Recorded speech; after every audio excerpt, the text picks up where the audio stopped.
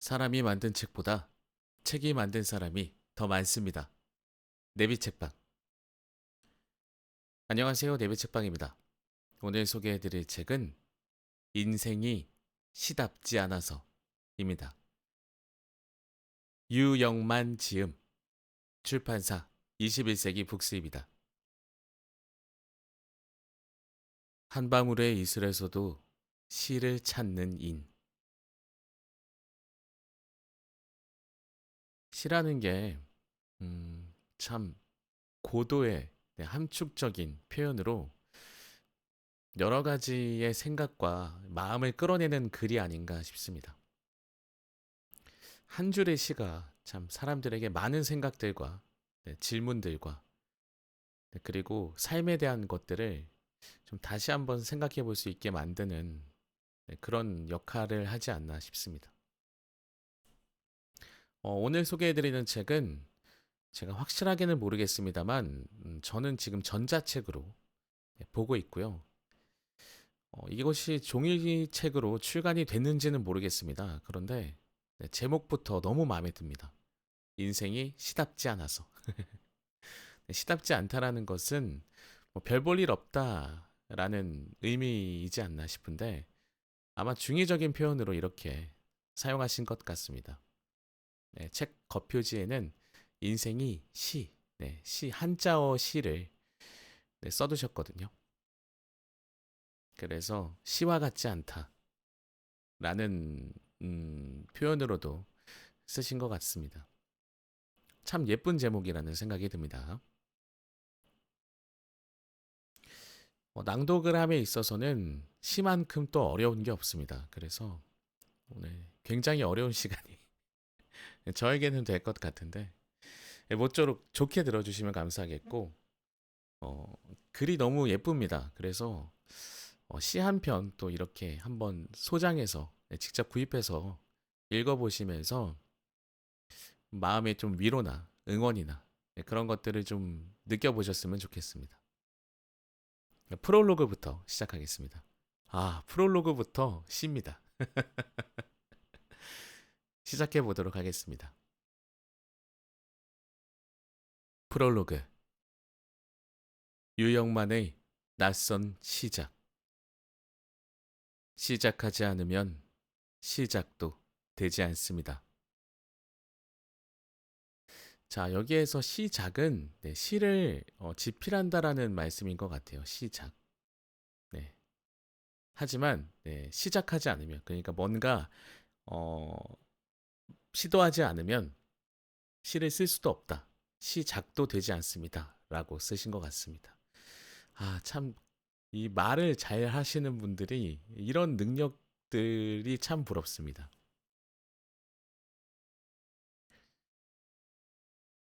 시름으로 뒤척이는 서글픈 저녁바다. 서러움보다 먼저 다가와 되감기는 새벽 안개. 버티다 끝냈다고 생각했지만 끊기지 않는 인연. 빈잔에 갇힌 사연. 달빛에 녹아드는 까닭은 절망의 뒤안길에서 오랫동안 서성거리다. 우연히 마주친 몇 개의 단어가 웅성거리더니 주어와 목적어가 뒤바뀐 채 건축된 한 문장. 그 사이로 무수한 그리움과 회한의 강이 흐르는 까닭은 소소했던 당연함에 물음표가 달라붙어 사소한 일상에서도 비상하는 느낌표를 찾아 버려진 말을 찾아 모아 저마다의 비밀을 밝혀보지만 상식을 뒤덮은 물상식은 여전히 식상함을 배반하는 까닭은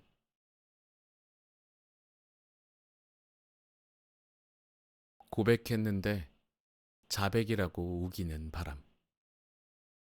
최선의 바다에서 최고라고 유영하다 최악의 선택이라고 우기는 허기진 파도에게 식지 않은 식빵을 건네주며 달래보지만 무심결에 부서진 밀가루의 사연에 주목하는 까닭은 타성과 관성의 젖은 언어를 세탁, 옥상 빨랫줄에 매달려 바람을 맞이하지만 배반당한 언어는 반항의 깃발을 내리지 않고 어둠의 그림자를 짓밟으며 새벽을 잉태하는 까닭은 산문으로 시를 쓰는 롤리타의 작가 블라디미르 나보코프처럼 말하는 작가를 만나도 불안감은 가시지 않고 불확실성의 시간이 급습. 어떤 시 쓰려는 마흔의 마음이 절반의 나이 속으로 들어간 까닭은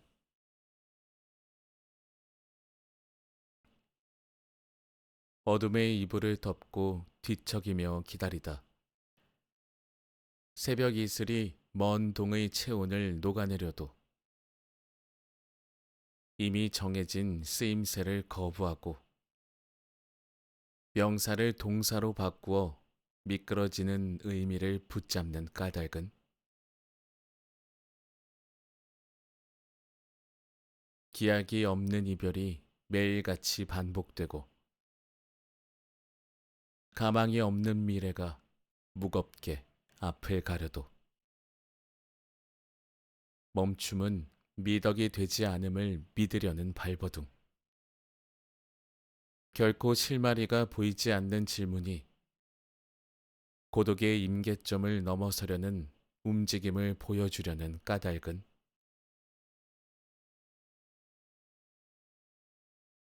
눈여겨보지 않는 비루한 인생의 뒷골목. 아무도 듣지 않는 비틀거리는 중얼거림.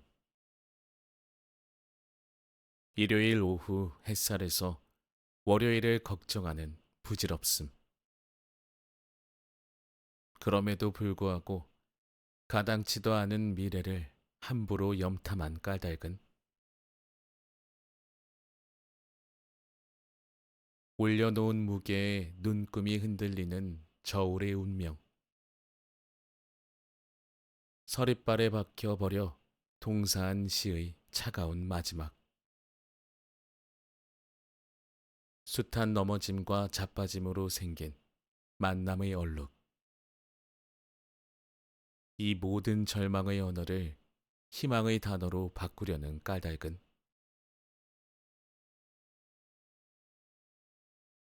성공담에 젖어 담에 걸린 사람들의 허망.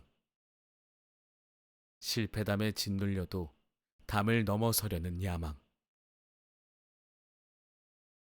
먹이를 잡아먹는 짧은 순간의 긴 기다림의 축적. 그 순간에도 시를 놓지 않고 놓치지 않으려고 안간힘을 쓰는 까닭은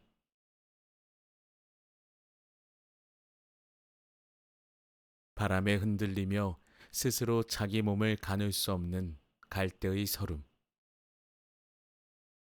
마침표를 찍고도 끝났음을 모르는 문장의 아쉬움. 쌓인 눈 속의 고독으로 파고드는 햇빛의 야속함. 그 사이에서 시인은 여전히 갈 길을 몰라 떨고 있는 까닭은 느닷없이 다가오는 저마다의 끈질긴 내력들. 벼랑 끝의 절박함에서도 낭떠러지기를 굽어보려는 몸부림. 밤잠을 설치면서도 언제 급습할지 모르는 영감의 야속함. 새벽 안개 거치기 전에도 저릿저릿하게 시심이 꿈틀거리는 까닭은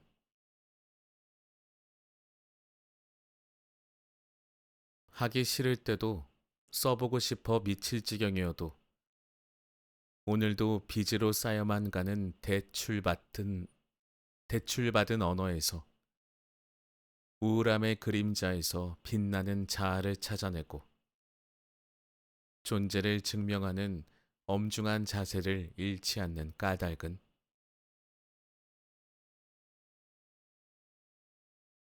무의미의 텃밭에서도 의미를 채굴하려는 불길, 어디로 데려갈지 모르는 암담한 언어의 막막함, 고뇌의 빗장을 열어도 나오지 않는 문장의 비장함, 먼 산을 바라보며 그분을 기다려도 결코 다가오지 않는 까닭은 시를 쓰고 싶은 욕망이 좌절되고 시인이 될 수 없음을 시인했으면서도 능력이 없음을 고통스럽게 수용한 후 내린 결론. 산문으로 시를 써도 된다고 스스로를 위로해준 까닭은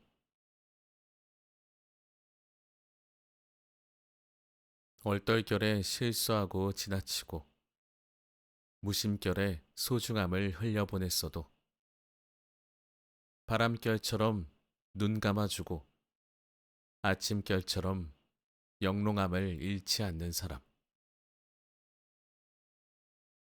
잔물결처럼 작은 파장을 몸으로 간직하고 나뭇결처럼 흔들려도 자기 길을 가며 비단결처럼 얼룩에서 무늬를 직조하는 사람. 미심결에 놓여도 마음을 다잡고 엄ገብ결에 말실수를 해도 금물결처럼 따뜻하게 체온을 높여주는 사람. 기승전결, 한결같은 사람. 그 사람이 바로 잠결에 잠꼬대를 하고 복잡한 사안을 척결하지 못해도 물결처럼 유연하게 흐르며 모두가 그리워하는 마음속의 시로 귀결시키는 사람. 다수결을 무조건 따르지 않고 소수 의견에 귀 기울이며 대결하는 갈등 상황에서도 해결의 실마리를 존중해주며 알 수 없는 수많은 까닭에 물음표를 던지는 사람. 그 사람이 바로 시인이 될 수 없음을 시인한 사람이지만 그럼에도 시작하지 않으면 시작도 되지 않는다고 믿으며 시인이 되기를 꿈꾸는 사람입니다.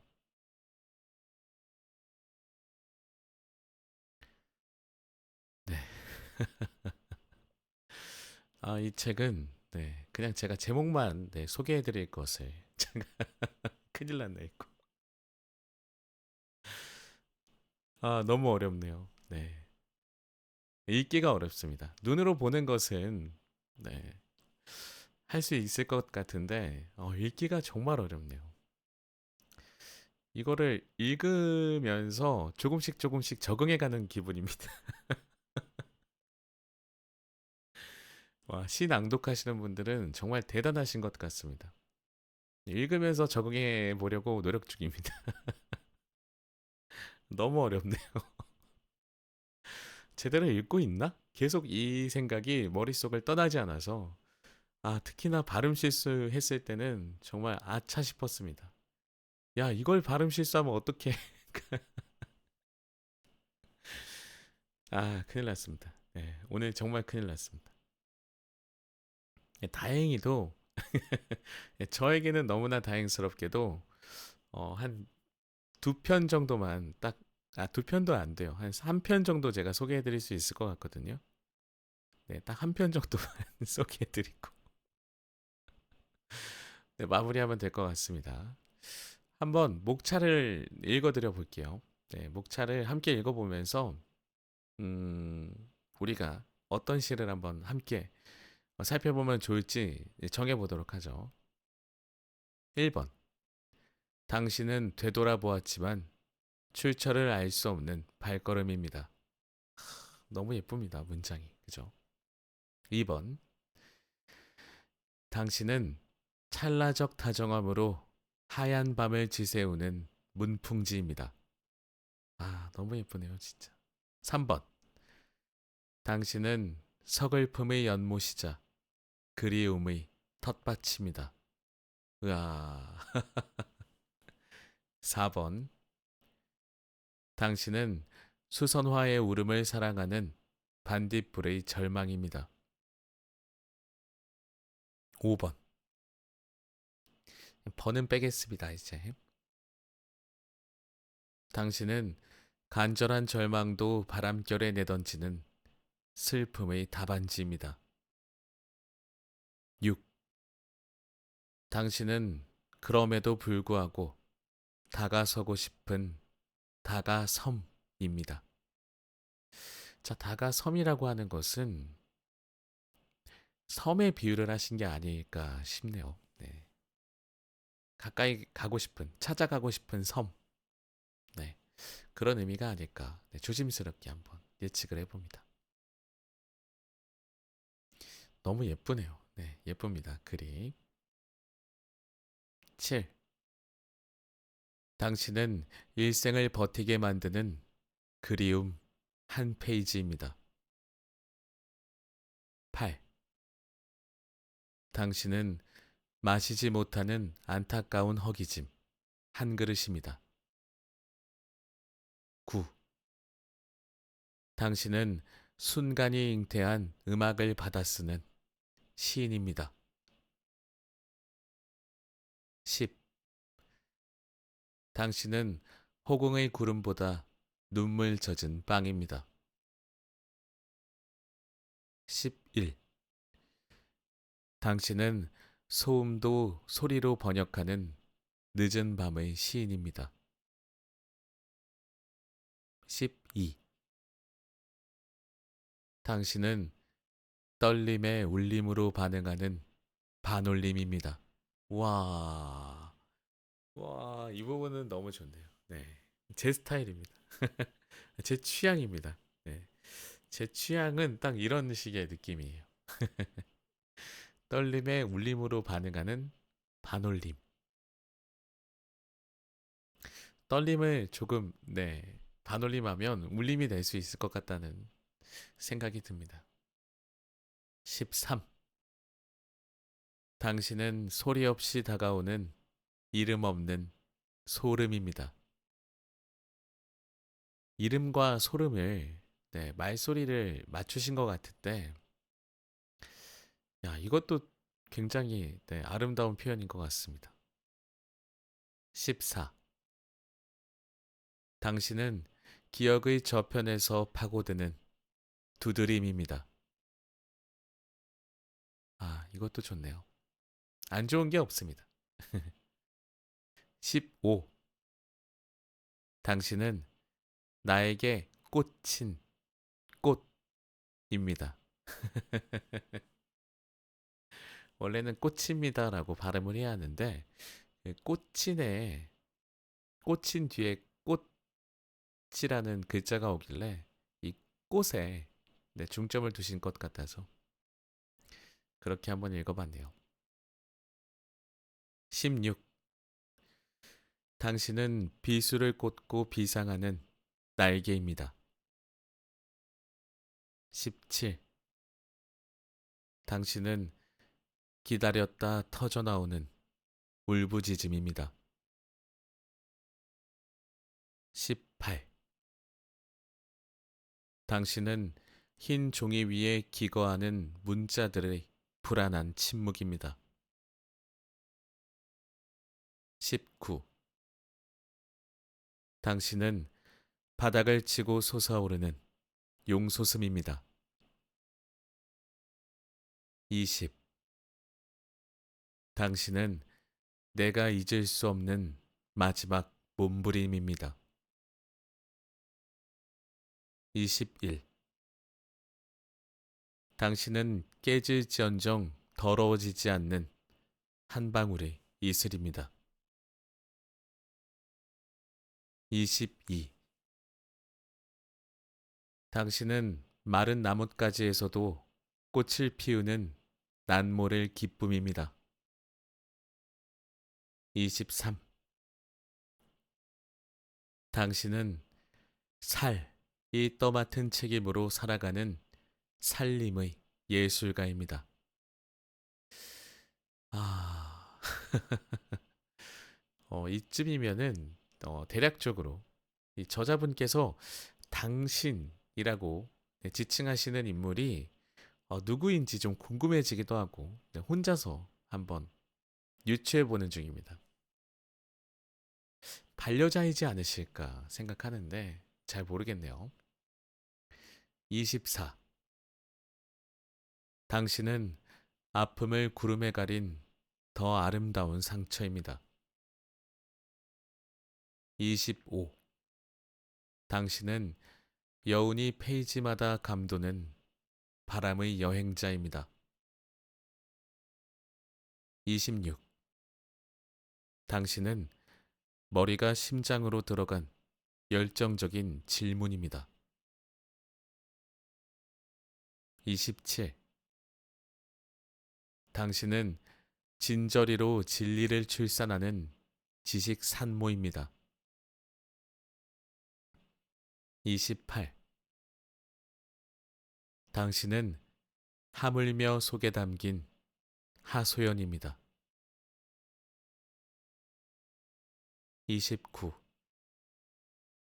당신은 거처할 곳이 없는 아랑곳 없음입니다. 30. 당신은 우리 시대의 역설을 역설하는 한거입니다. 에필로그. 사랑하세요. 당신의 전부를 걸고.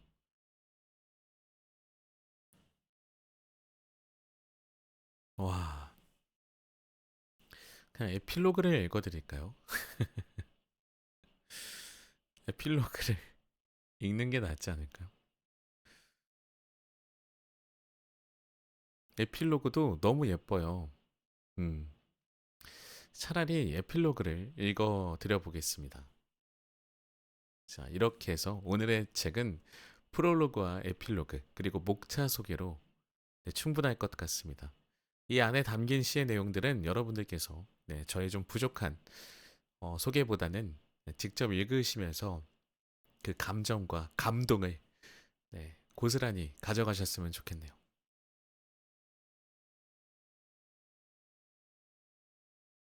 에필로그. 사랑하세요. 당신의 전부를 걸고.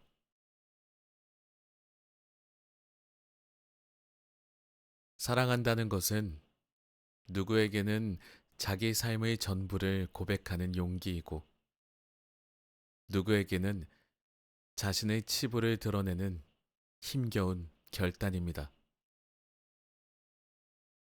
누구에게는 과거의 슬픔을 다시 건드리는 문제이고, 누구에게는 그럼에도 불구하고 자신을 다시 한번 거울에 비춰보는 성찰의 시간입니다.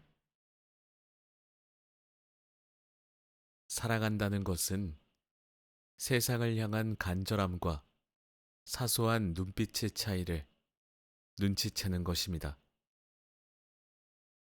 우리가 공부하는 여정도 상대의 아픔을 현실 언어로 번역하면서 사투를 벌이며 적확한 문장을 완성해 나가는 애쓰기입니다. 사랑하지 않는 사람은 대상이나 사람에 대해 관심이 없고 알려고 노력하는 호기심이 발동되지 않습니다. 어제와 오늘의 미세한 일상의 차이를 알려고 애쓰지 않습니다. 오늘과 내일의 바람과 구름의 변화에 대해 관심도 물어보지도 않습니다. 사랑하지 않는 사람은 나의 경험과 주장이 얼마나 편협한지, 무심코 던지는 한마디에 얼마나 많은 비난의 화살이 꽂혀 있는지를 눈치채지 못합니다. 옳다고 믿는 신념도 통념과 고정관념으로 얼룩진 편견이 될 수 있다는 걸 기꺼이 알아내려고 고민하지 않습니다. 살아가는 일은 내가 좋아하지 않는 일도 기꺼이 수용하는 일이며 주어진 일에 본분을 다하는 의무의 이행이자 다가오는 일에도 회피하지 않고 맞장구 치는 일이며 나로 인하여 서로가 성장하고 성숙할 수 있는 일을 기꺼이 감당하며 함께 걸어가는 일입니다. 사랑한다는 것은 하루의 지나감은 또 다른 하루가 어제와 다르게 펼쳐질 꿈이 있음을 믿는 일이며 고단한 하루가 반복되어도 어제와 같은 하루는 영원히 반복되지 않는다는 신념을 가슴에 품고 걸어가는 가슴 뛰는 보행입니다. 살아가는 사람에게 사람은 영원히 답할 수 없는 질문이며 언제 만나도 낯선 마주침으로 다가오는 방문객이자 기쁨이 샘물이 가시지 않는 경이로운 기적이며 만나는 순간마다 순식간에 지나가는 안타까운 설렘입니다. 진정으로 사랑하는 사람이 보내는 시간은 초침과 분침이 돌아가는 움직임조차 가슴 뛰는 음악이며 더 이상 빨리 흘러가지 말았으면 좋겠다는 간절한 바람이자 지금 이 순간의 마주봄이 설렘과 그리움의 물결로 승화되기를 염원하는 기도입니다.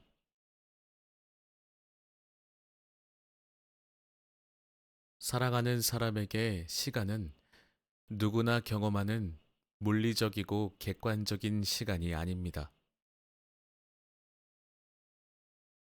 사랑하는 사람에게 시간은 다시 돌이킬 수 없는 소중한 순간의 연속이며 영원히 만날 수 없는 황홀한 감동이 온몸을 휘감는 감탄과 경탄의 선물입니다. 사랑한다는 것은 멀리서 관망하거나 제3자의 입장에서 관조하는 거리두기가 아니라 작은 일에도 깊은 관심과 애정으로 파고들어 함께 나누는 열정이며 사소함 속에서도 위대한 의미를 발견하는 탐구입니다.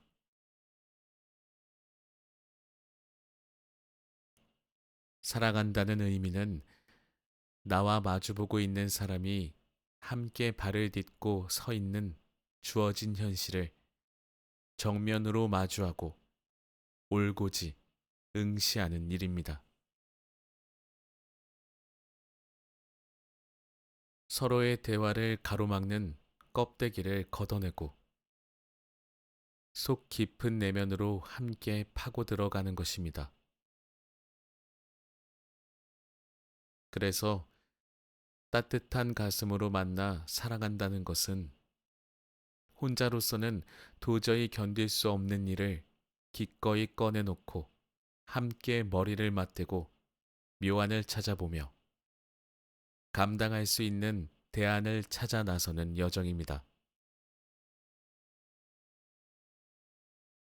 사랑은 관념이나 추상 명사가 아니라 우리가 일상에서 함께 살아가는 보통 명사이며 매일매일 실천하며 살아가는 동사입니다. 그러니 온몸으로 사랑하세요. 사랑은 생각한다고 이루어지지 않고 말로 한다고 다가오지 않습니다. 먼 미래만 꿈꾸지 말고 지나간 과거를 붙잡고 후회하는 일 대신에 지금 당장 내가 할 수 있는 지금 여기서의 경이롭고 황홀한 순간에 목숨을 걸고 사랑하세요. 사랑은 불가능도 가능하게 만드는 혁명이자 한 사람의 운명조차 바꾸는 위대한 출발입니다. 사랑할 시간도 얼마 남지 않았습니다. 지금 바로 내 삶의 모든 것을 사랑하세요.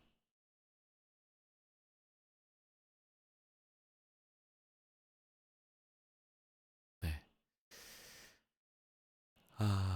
오늘의 책은 이대로 마무리하도록 하겠습니다.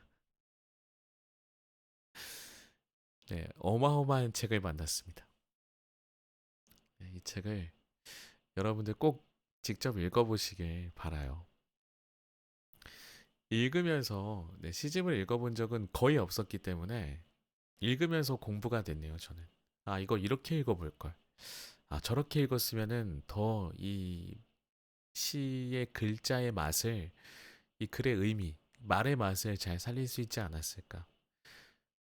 오늘은 유난히도 다른 책들도 저희 부족함이 참 속상한 적이 많았는데 오늘만큼은 정말 더더욱 그렇습니다. 저희 부족함이 너무 속상한 그런 책이네요. 네, 소개가 끝날 때쯤에서야 제가 뭔가를 좀 깨달았습니다. 이렇게 배워갑니다. 네, 저는 이런 식으로 배워가는 것 같습니다. 네, 자, 오늘의 책, 인생이 시답지 않아서 였습니다. 너무 예쁜 책이고요. 네, 디자인, 뭐 겉표지가 예쁘다는 것도 있지만 이 책 안에 담겨 있는 글자 하나하나가 너무나 사랑스러운 그런 책인 것 같습니다. 여러분들 꼭 한번 읽어보시길 바라겠고요. 저는 다음 시간에도 재미있고 유익한 책으로 인사드리도록 하겠습니다. 다들 건강하시기 바랍니다. 다음 시간에 뵙겠습니다. 감사합니다. 여러분, 사랑할 시간도 얼마 남지 않았습니다. 지금 바로 내 삶의 모든 것을 사랑하시길 바랍니다. 책 마지막 구절이었습니다. 감사합니다.